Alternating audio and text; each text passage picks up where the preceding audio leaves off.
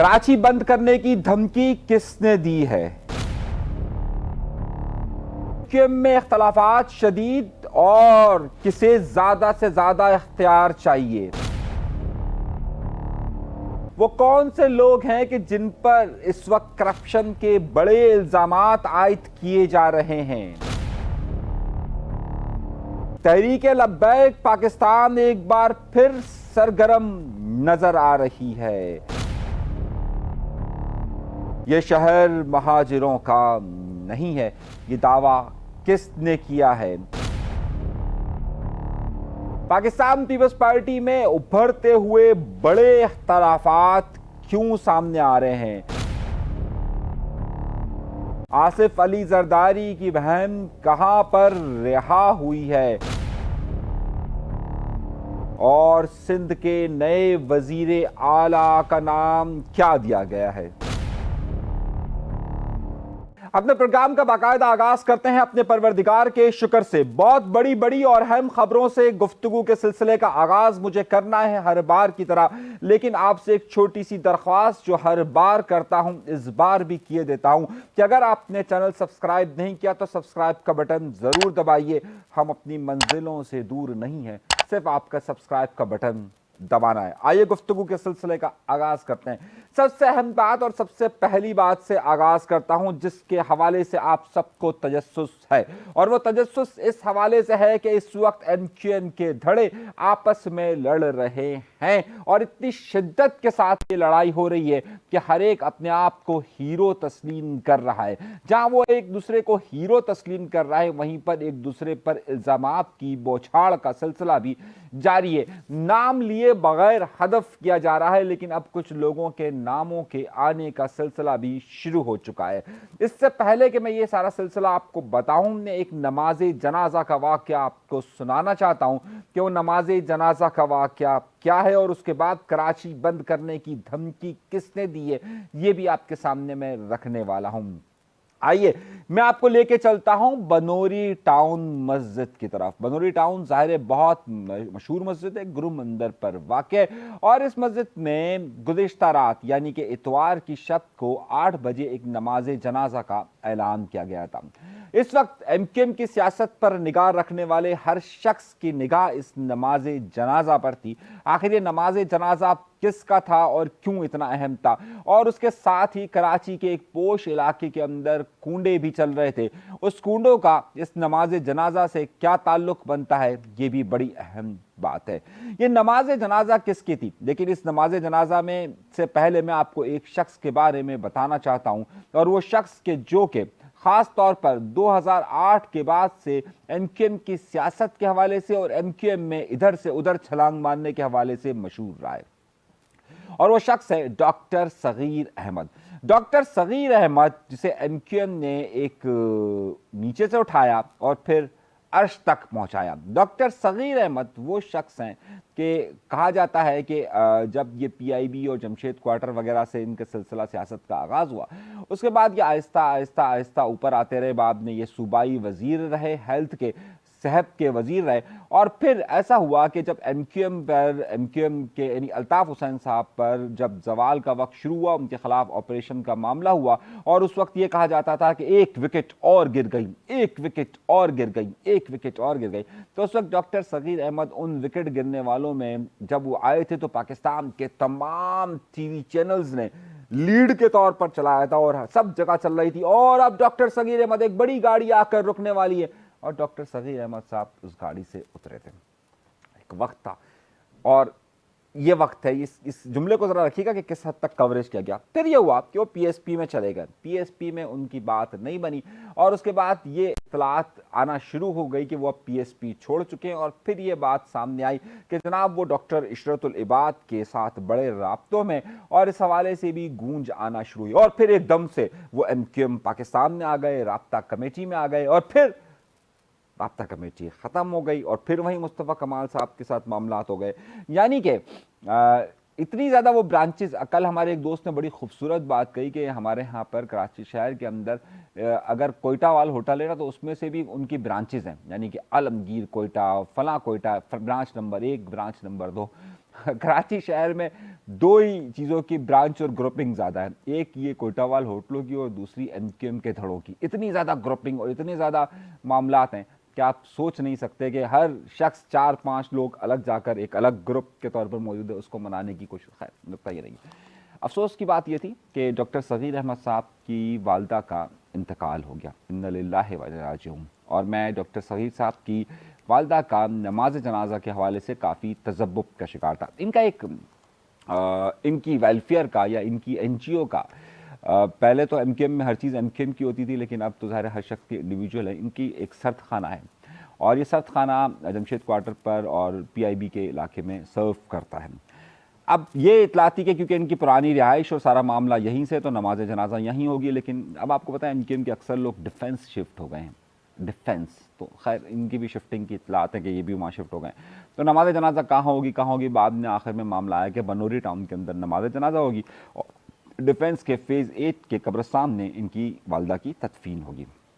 अच्छा, क्योंकि वाक़या ऐसा है, अफसोसनाक वाक़या, इसलिए मैं ज़ाहिर उन पर गुफ्तगू इस वक्त नहीं करना चाहता, लेकिन मैं एक बैकग्राउंड आपको बताना इसलिए सिर्फ ज़रूरी था कि उसके नतीजे में आपको अंदाज़ा हो कि ये कितनी इंपॉर्टेंस थी इनके नमाज जनाजा की। अच्छा, अब इस तरीके से तो वो स्क्रीन कट्स नहीं हुई जिस तरीके से वो पीएसपी में आए थे, तो उस वक्त स्क्रीन कट्स हुई थी। लेकिन अब मामला ये था कि उनकी नमाज जनाजा के हवाले से ज़ाहिर एमक्यूएम पाकिस्तान के 2, 3, 4, 5 धड़े जितने भी हैं, और चाहे उसमें एमक्यूएम पाकिस्तान हो, उसमें पीएसपी का फैक्चर हो, फिर उसके अंदर मज़ीद ग्रुपिंग्स हों, और फिर उसके साथ साथ इशरतुल इबाद साहब के लोग भी हों, तो ज़ाहिर सब, क्योंकि इशरतुल इबाद की तरफ भी इनका मामला रहा, इनका मामला पीएसपी के साथ भी रहा, इनका मामला एमक्यूएम पाकिस्तान के साथ रहा, और एक ज़माने में अल्ताफ़ हुसैन साहब से भी रहा। अल्ताफ़ हुसैन साहब से तो अब इनका कोई दूर दूर तक वास्ता नहीं है, लेकिन ये वास्ता रहा। इस हवाले से ये नमाज जनाजा इस बात को ज़ाहिर करने लगा और पूरे शहर में एमक्यूएम के तमाम धड़ों के अंदर ये खबर आने लगी कि जो इस वक्त एमक्यूएम के अंदर क्लैशेस की पोजीशन है, एक दूसरे के जो मद्दे मुकाबिल आए हुए हैं, उनका क्या होगा। अच्छा, अब बड़ी हैरतअंगेज़ बात यह थी कि मुस्तफ़ा कमाल साहब बहुत अरसे से एमक्यूएम पाकिस्तान के मरकज़ बहादुराबाद नहीं गए, गवर्नर हाउस नहीं गए, लेकिन अनीस कायम खानी साहब जा रहे हैं और उनका मौक़िफ़ यह है कि जनाब हम ये जगह नहीं छोड़ेंगे। और कुछ लोगों का कहना यह है कि जनाब वो इस बार मुस्तफ़ा कमाल साहब बार बार एक बात कह रहे हैं, इस बार मैं एमक्यूएम नहीं छोड़ूंगा बल्कि एमक्यूएम से सब लोग जाएंगे। अच्छा, मैं क्योंकि बड़ा, अगर आप मुस्तफ़ा कमाल साहब का माजी देखिए, पूरी आप उनकी हिस्ट्री उठा के देखिए, तो उनको एक एब्सोल्यूट पावर चाहिए होती है, एब्सोल्यूट पावर में मतलब ताकत चाहिए होती है, और वो जब भी शिद्दत से बात करते हैं तो ये होता है कि बस वो उन्हीं को सब कुछ चाहिए और वही सबसे। अच्छा, दूसरी तरफ एमक्यूएम पाकिस्तान की जो जिनके खिलाफ वो इस वक्त वो बयानात दे रहे हैं, नाम तो नहीं ले रहे, लेकिन ज़ाहिर खालिद मकबूल सिद्दीकी साहब को ही ओहदे बांटने और खालिद और जो एमक्यूएम की जो ये कहिए कि एमक्यूएम का जब आइन तब्दील इन्होंने किया और राब्ता कमेटी ख़त्म कर कर, कन्वीनियर का ओहदा ख़त्म कर कर चेयरमैन का ओहदा इनकी तरफ बांटा, तो उसी वक्त से हमने कहा था कि शकूक व शुबात हैं। कोई अपने आप को सीनियर जनरल सेक्रेटरी जनरल, कोई सेक्रेटरी जनरल, कोई सीनियर सदर वगैरह वगैरह कह रहा था। नुक्ते पर आ रहा हूँ मैं, इसलिए फोकस कीजिएगा। अच्छा, इस वक्त कई लोगों की जो पोजीशन है वो बड़ी सवालिया निशान है। इस वक्त मुस्तफ़ा कमाल साहब ज़ाहिर तनकीद बिलवास्ता या बराह रास्त इस वक्त तनकीद हो रही है खालिद मकबूल सिद्दीकी साहब पर कि उन्हीं के पास ओहदा है, बाकी किसी के पास नहीं। सारे इख्तियार सब ने उन्हीं को दिया हुआ है। ये वही जमात, यही लोग थे कि जो इख्तियार कहते थे कि अब हमने मान लिया कि यही हमारे जो है वो चेयरमैन, तो अब ज़ाहिर है उनके फैसले को तस्लीम करना चाहिए कि अगर वो नहीं कर रहे तो उनका कोई मसला होगा। अच्छा, कामरान टेसोरी साहब पर भी बिलवास्ता हमने हो रहे। अच्छा, इस सूरत हाल में ज़ाहिर पीएसपी बनाने में दो लोगों का बड़ा फैक्टर रहा है, अनीस कायम खानी साहब और मुस्तफ़ा कमाल साहब का। अब ज़ाहिर दोनों के मुताल्लिक ये बात कही जा रही थी कि मुस्तफ़ा कमाल साहब उधर नहीं जा रहे, लेकिन अनीस कायम खानी साहब जा रहे हैं। और अनीस कायम खानी साहब ने कल वहाँ पर एक प्रोग्राम में शिरकत भी की है।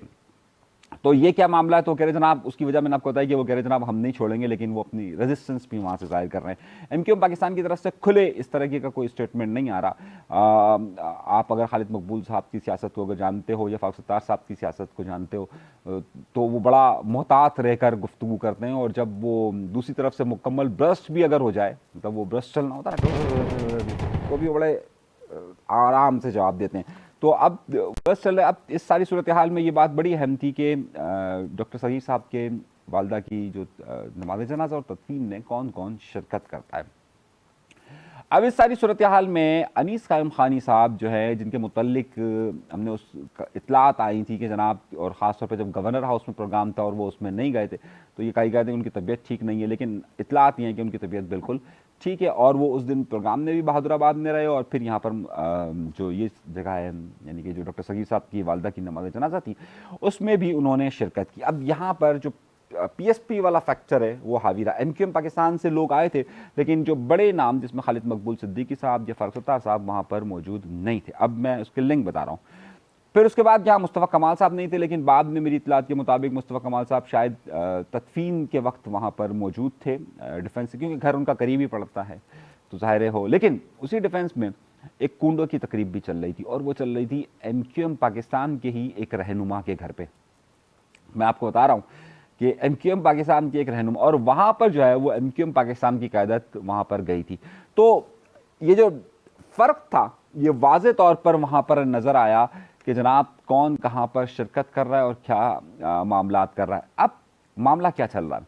मामला ये चल रहा है कि दोनों तरफ से एक दूसरे के जो मुखालफीन हैं उसके ख़िलाफ़ कैंपेन बिलवास्ता या बराह रास्त चलाई जा रही है, या चलवाई जा रही है, या नज़र आ रही है। मैं तीनों लफ्ज़ इस्तेमाल कर रहा हूँ, चलाई जा रही है, चलवाई जा रही है, नहीं जा रही है।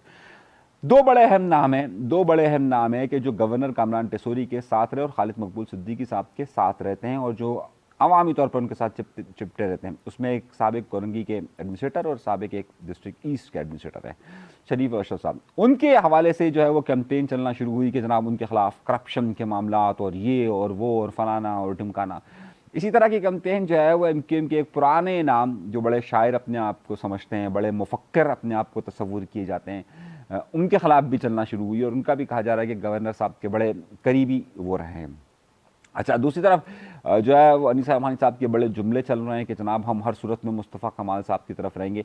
मामला कहाँ पहुँच रहा है, मैं ज़रा सी बड़ी अहम तवज्जो की तरफ आप जा रहा हूँ। दरहकीकत इन सब की सेपरेशन और इन सब का मिलना, इन सब का सेपरेशन और इन सब का मिलना एक चीज़ से वाबस्ता था, या इन सब के पास जो ताकत आई थी वो एक चीज़ से सिर्फ वाबस्ता थी, और वो चीज़ थी कि इस्टेब्लिशमेंट का या पाकिस्तान की मुक़तदरा क़ुव्वतों का झुकाव किस तरफ है।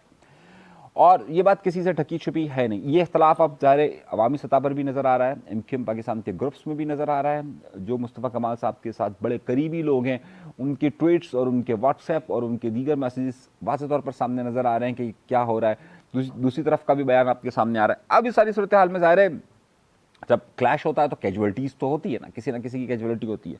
अब उसमें ये बात देखी जाती है कि इस वक्त पहले ही देखा जाता था एमक्यूएम में कि भाई किसकी तरफ, यानी दाऊद साहब किस तरफ की तरफ है, उनका था भाई जो कह देंगे वो फैसला होगा।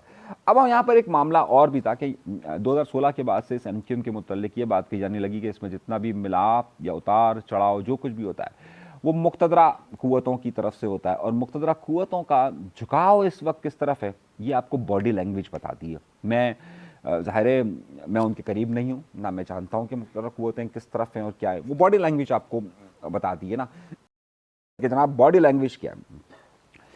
जो बॉडी लैंग्वेज पीएसपी फैक्टर्स की रही थी पहले, जिस शिद्दत के साथ वो आते थे, जो बातें करते थे, जिस तरह की का करता था, बज़ाहिर ऐसा फील हो रहा है, मैं ख़बर नहीं जानता लेकिन बज़ाहिर ऐसा फील हो रहा है कि शायद इस तसादुम की कैफियत में वहाँ पर खामोशी इख्तियार की गई है। जो पहले हमेशा एक पलड़े की तरफ ही झुकाव होता था, एक ही तरफ झुकाव होता था, वो नज़र नहीं आ रहा है बज़ाहिर।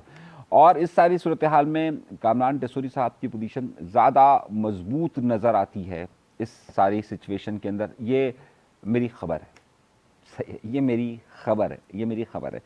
इसी वजह से अभी कोई बराह रास्त नाम या बराह रास्त वो जो ब्रश चलाने वाला इशू होता है वो अभी सामने नहीं आ रहा है। लेकिन जब ये मामला बनोरी टाउन के अंदर चल रहा था और सब लोग इस बात को ऑब्जर्व कर रहे थे कि कौन किसकी तरफ है, वहीं पर बनोरी टाउन के पास एक साहब ने, एक यहाँ पर इशरतुल इबाद साहब के लोग भी आए हुए थे, सुना है मैंने उनकी जो मेरी पहचान पाकिस्तान है, क्योंकि मैंने बताया कि इनका रिलेशन इनके साथ रहा है। अब वहाँ पर बड़ी गुफ्तगू हो रही थी, तो आपस में गुफ्तगू हो रही थी, मैं आपको वर्ड टू वर्ड बता रहा हूँ, कोई दो नंबरी नहीं करूँगा, बिल्कुल खबर दूंगा। खबर ये थी कि कुछ MPAs मौजूद थे, तो वहाँ आपस में जिक्र हो रहा था कि यार अब किसकी तरफ जाया जाए। तो एक MPA ने कहा मुस्कुराते हुए, जहाँ से हुक्म आएगा उस तरफ चले जाएंगे। तो अब तो हम उसी तरफ हैं कि जहाँ से हुक्म आए, कोई नज़रियात, कोई जंग, कोई वो तो मामला है नहीं। ये मैं आपको कोट अनकोट बता रहा हूँ, और ये गुफ्तगू हुई है, सही है कि जनाब जहाँ से आएगा झुकाव तो वहाँ पर हो जाएगा। अब मेरी तो जादूगरनी आपको पता है हर जगह मौजूद होती है, हर जगह वो खबर लेकर आती है। तो वहाँ अब एक बनोरी टाउन और एक डिफेंस में 2 इवेंट्स। बिल्कुल बनोरी टाउन के साथ मज़ार कायद है और मज़ार कायद के साथ जिना ग्राउंड मौजूद है। उस जिना ग्राउंड में कल एक प्रोग्राम था और वो प्रोग्राम बड़ा ही ख़तरनाक किस्म का प्रोग्राम और ख़तरनाक किस्म की तकरीरें थी। आप यकीन नहीं मानेंगे, उसमें जो सबसे अहम जुज़ था वो ये था कि पाकिस्तान की मुक़्तदरा क़ुव्वतों, पाकिस्तान की इस्टाब्लिशमेंट के हवाले से जो अवामी नेशनल पार्टी के इस वक्त के सरबरा एमल वली ख़ान हैं, उन्होंने इस्तेमाल की। वो मैं बड़ा तज़ब्बुब में था कि कराची शहर में आम तौर पर चाहे PTI हो, MQM तो अब ज़ाहिर बहरहाल वो लबो लहजा इस्तेमाल ही नहीं कर सकती, लेकिन जिस तरह का लबो लहजा इस्तेमाल किया गया, ज़रा सा सुनिए। पहला कैदी, सियासी कैदी इधर बड़े करीब हमारे सामने पड़ा हुआ है। मैं आज पाकिस्तानी होने के नाते एक दफा फिर मज़ार कायद से ये आवाज उठाता हूं इस रियासत को कि अपने कायद मोहम्मद अली को आजाद करो। उसको जो हथकड़ी आपने जियारत में डाल दी, उसी हथकड़ी में वो इस दुनिया से फरार हो गया, उसी हथकड़ी को लेके वो कब्र में घुस गया है और आज तक हम समझते हैं कि वो हथकड़ी उस कब्र में भी मौजूद है। अब यहाँ पर बात यहाँ तक नहीं रुकी और ये बात यहाँ पर नहीं रुकी और जो इसका अगला पहराया आया वो उन्होंने ये कहा कि कायद आज़म भी एक सियासी कैदी है और फातिमा जिन्ना भी एक सियासी कैदी है। सुनते हैं। फातिमा जिन्ना कैद है। यहीं पर से बात आगे बढ़ाते हुए उन्होंने कहा कि कराची हम बंद कर देंगे, कराची किसी का नहीं है और खुली धमकी दी कि ये हम कर चुके हैं। और उन्होंने 2008 के वो वाक़यात दौर की तरफ इशारा किया और मुशर्रफ साहब के उस दौर की तरफ इशारा किया कि जब ANP का बड़ा असर रसूख हो गया था और ANP और MQM के दरमियान तसादुम की कैफियत थी। इन्होंने अपनी जीत को, अपनी ताकत को उसके साथ तशबीह दी। सुनिए। मैं हुकूमत और रियासत को ये पैगाम दे दूं कि अगर आप पुख्तूनों के साथ सलूक ठीक नहीं रखेंगे तो कराची नहीं चल पाएगा। क्या मैं ये पैगाम इस पूरे रियासत को दे दूं कि ये ना भूले, अवामी नेशनल पार्टी वो पार्टी है जो एक कॉल पे पाकिस्तान को बंद कर सकती है। जहां उन्होंने इस बात की तशबीह दी वहीं उन्होंने कहा कि कराची अब महाजिरों का नहीं रहा है और क्या लफ्ज इस्तेमाल किए ये भी सुनिए। कराची जो पाकिस्तान का बिजनेस कैपिटल है, अगर कोई एक कौम कहे कि इस शहर पे मेरा हक है किसी और का नहीं, तो वो गलत है। और उसके बाद बात यहां तक नहीं रही है, उन्होंने गिले शिकवे और सब करने के बाद ये कहा कि इसकी कुंजी चाबी कराची की हमारे पास है, हम जब चाहेंगे बंद कर देंगे। आपकी कराची की चाबी मेरे वर्कर्स के जेब में है, कराची बंद हो जाएगा। शहर इतवार का कराची शहर इतवार के दिन बड़ा ही गर्म रहा और इस गर्म में जहाँ ये तकरीरें होती रही, जहाँ ये बातें होती रहीं, जो बातें करते रहे। मुझे याद है अभी ये ANP के सरबरा जो सिंध के हैं शाही सैयद साहब, उनसे मुस्तफ़ा कमाल साहब वगैरह की जो कुछ भी मुलाकातें हो रही थी उसमें तो ये कह रहे थे कि जनाब जो मुस्तफ़ा कमाल साहब कहते हैं भाई शहर सबका है, सही है, लेकिन यहाँ पर जो गुफ्तगू हुई और जो एक दावा नज़र आ रहा था अभी नई महाजिर कल्चर डे वगैरह के हवाले से कि जनाब MQM और महाजिरों का शहर है, लेकिन अब उनकी हलीफ जमात, उनकी ANP उनकी हलीफ जमात कहलाएगी ना, क्योंकि इस वक्त अगर आप ख़ास तौर पर बल्दिया टाउन की सीट देखें तो वहाँ पर तो MQM पाकिस्तान के अभी तो सरबरा नहीं है, साबिक PSP के सरबरा मुस्तफ़ा कमाल साहब जो है और जो इस वक्त MQM के रहनुमा है, उस वक्त जो है वो कहते थे कि जनाब अब हम ANP के साथ बड़ी हलीफ जमात के तौर पर काम कर रहे हैं और बाकी दोनों सपोर्ट भी किया था। लेकिन यहाँ के स्टेटमेंट कुछ और वाजे कर रहे हैं, यहाँ पर हमले जो हैं वो किसी और तरफ हो रहे हैं, ये आप खुद समझदार है कि किस तरफ हो सकते हैं। आइए एक और बात, अच्छा सॉरी माजरत के साथ एक बात रह गई थी जिस तरह मैंने आपसे जिक्र कहा था कि कुछ साबिक एडमिनिस्ट्रेटर जो कि करीब समझे जाते हैं, उनके खिलाफ एक कैंपेन चल रही है, बिल्कुल एक कैंपेन चल रही है।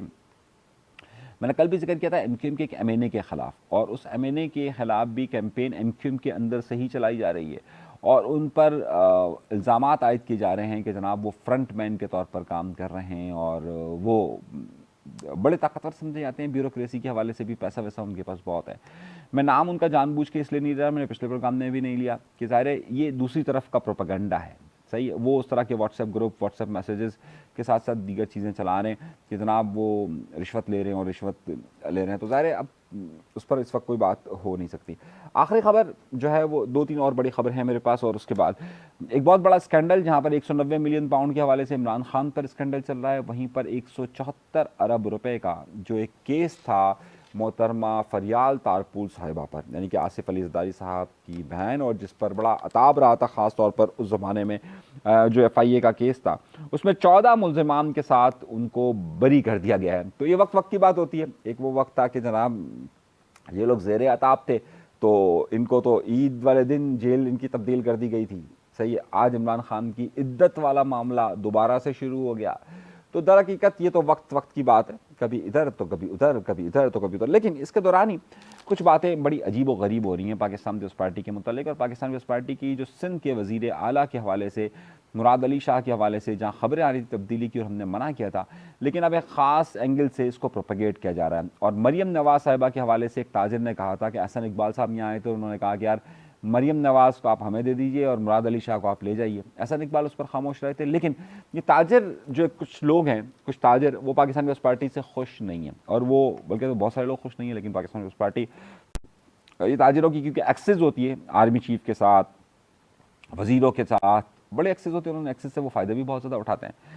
तो वो ताजिरों ने जो है वो सुख आर्मी चीफ से भी कहा था कि जनाब सिंध में भी इस पार्टी के हवाले से ज़रा से मामला आप देखिए। अब ये दोबारा से यहाँ पर मामला आएंगे। उस ज़माने में कराची को सूबा बनाने के हवाले से बात की गई थी, अब ये बात की गई। अब वो अतीक मीर मुकर गए, वो कह रहे हैं कि जनाब मैं तो मजाक में बात कर रहा हूँ। अच्छा, अतीक मीर का कैरेक्टर भी आपको पता है कि कितना शेखी रहा है ना। खैर वो मैं उस पर कभी एक ज़माने में वो अल्ताफ़ हुसैन साहब की बड़ी तारीफ़ किया करते थे, आज जो है वो कतराते हैं। फिर वो एक ज़माने में पीपल्स पार्टी की बड़ी तारीफ़ करते थे एक ज़माने, और वो ये मलिक रियाज फिनोमिना है कि जहाँ देखा बस वहीं पर आगे की तरफ बढ़ गए। पाकिस्तान पीपल्स पार्टी ताजिरों से मिलने जा रही है, और पाकिस्तान पीपल्स पार्टी बिलाल भुट्टो ज़रदारी ताजिरों से मिलना चाहते हैं, और इन्हीं अफवाहों और इन्हीं मामलात की तरफ। लेकिन उसके साथ साथ पाकिस्तान पीपल्स पार्टी के अंदर, जिस तरह मैंने कहा कि कुछ वुज़रा के दरमियान शदीद खिंचाव और इख्तलाफात की खबरें आ रही है। लेकिन साथ साथ एक और मामला हुआ है सांगड़ के अंदर के, जिसमें जो पीर पगारा की जमात है उसमें और पाकिस्तान पीपल्स पार्टी के लोगों के दरमियान तसादुम हुआ है, और उसमें 3 अफराद के हलाकत की इतलात आ रही हैं। ये भी मामला चल रहा है। तो सिंध की जो सियासत है उसमें जहाँ एमक्यूएम की सियासत में गर्माहट पैदा हो रही है, वहाँ पाकिस्तान पीपल्स पार्टी के इंटरनल मामला में और पाकिस्तान पीपल्स पार्टी के दीगर लोगों के साथ क्लाशेज में भी इजाफे की खबरें आ रही हैं, और इस पर हमें तफसील के साथ बात करूँगा। लेकिन बहुत सारी खबरें क्योंकि हो गई है, आखिरी बात रह गई तहरीक लब्बैक के हवाले से। तहरीक लब्बैक पाकिस्तान एक बार फिर सरगर्म नज़र आ रही है, और तहरीक लब्बैक पाकिस्तान ने इस बार जो रूट लिया है वो अपनी उस आबादी के अंदर उन्होंने रूट लेने की कोशिश की है कि जहाँ पर उनका वोट बैंक ज़्यादा तस्वुर किया जा रहा है, और वो है कराची का इलाका खुरंगी। तहरीक लब्बैक पाकिस्तान ने इतवार के रोज़ वहाँ पर अपना एक मार्च किया, ख़ास तौर पर वो तौहीन मज़हब वाला, और जो एक जज साहब हैं, जज इकबाल कलहड़ो साहब के हवाले से जो उनका डिसीजन आया है उसके ख़िलाफ़ उन्होंने वहाँ पर प्रोटेस्ट किया। अच्छा, पिछली बार क्योंकि ज़ाहिर है इन्होंने जब प्रोटेस्ट किया था तो वो प्रेस क्लब की तरफ जब आए थे तो काफ़ी तसादुम की कैफियत पैदा हो गई थी। इस बार उन्होंने खुरंगी के अंदर किया है, उस जगह पर किया है कि ज़ाहिर है जहाँ पर इनका एक बड़ा असर रसूख समझा जाता है, खुरंगी के अंदर इनका बड़ा वोट बैंक तस्वुर किया जाता है, खुरंगी बल्दिया टाउन इलाका के अंदर। तो तहरीक लब्बैक फिर एक बार सिंध कराची की सड़कों पर सरगर्म हुई है। अब ये सरगर्मी इनकी कहाँ तक बढ़ती है ये भी देखना है। बहुत सारी खबरें मैंने दे दी, बहुत सारे मामलात हो गए। अल्लाह तबारक व तआला आप सबको खुश खुरम रखे, आबाद रखे, सलामत रखे, कायम रखे। इजाज़त दीजिएगा, अल्लाह ने के बाद चैनल ज़रूर सब्सक्राइब कीजिएगा। पाकिस्तान जिंदाबाद।